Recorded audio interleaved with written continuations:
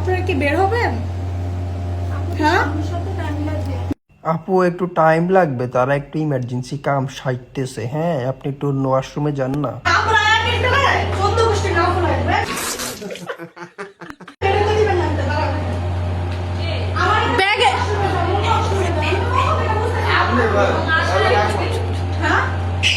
কি সমস্যা? আপনারা বের হবেন না? না দেয়া নাফা সরম শিক্ষা দি শাড়ি দেন এগুন্ডে, আর পাবলিক প্লেসে আই এরকম নষ্টামি করব নি।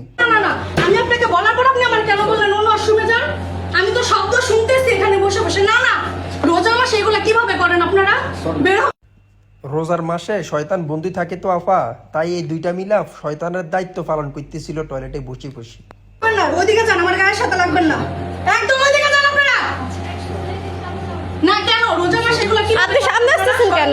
আজব তো। একদম শরম লজ্জা নাই আপনাদের? আরে আফা, শরম লজ্জা থাকলে কি আর এরকম পাবলিক টয়লেটের ভিতরে আয়া এই দুইটা মিলে আকাম কুকাম করে? এরা হচ্ছে নির্লজ্জ বেহায়া।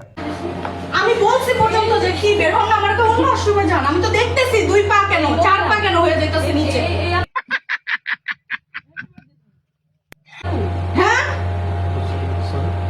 না সরি না, আপনারা তো যাই না বুঝা করছেন। আপনারা ছোট মানুষ হইতেন, কলেজের স্টুডেন্ট হইতেন, আমি বলতাম আপনি প্রাপ্তবয়স্ক একজন মানুষ।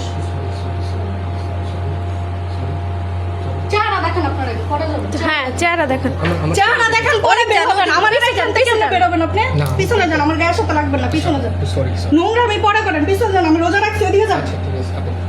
আপা, আপনার এই সাহসিকতা ও অন্যায়ের বিরুদ্ধে কথা বলার জন্য আপনাকে মন থেকে জানাই ধন্যবাদ। এই মানবতার ফেরিওয়ালি মেয়েটা আমাকে নক করে বলে তারা নাকি হাজব্যান্ড ওয়াইফ। এখন আমার কথা হচ্ছে, আপনারা যদি হাজব্যান্ড ওয়াইফ হয়ে থাকেন, রমজানের ভিতর আপনারা একটা পাবলিক টয়লেটের ভিতরে ঢুকে আপনারা আকাম কুকাম করতেছেন কেন? আপনাদের পার্সোনাল রুম নাই? নির্লজ্জ বেহায়ের মতো আমার মেসেজ দিয়ে বলেন আপনার এই ভিডিওটা ডিলিট করতে। কেন ডিলিট করব? আবার আমার নাম্বারও দেয় পুলিশরা এই ভিডিও ডিলিট করানোর জন্য। এই ভিডিও ডিলিট হইতো না।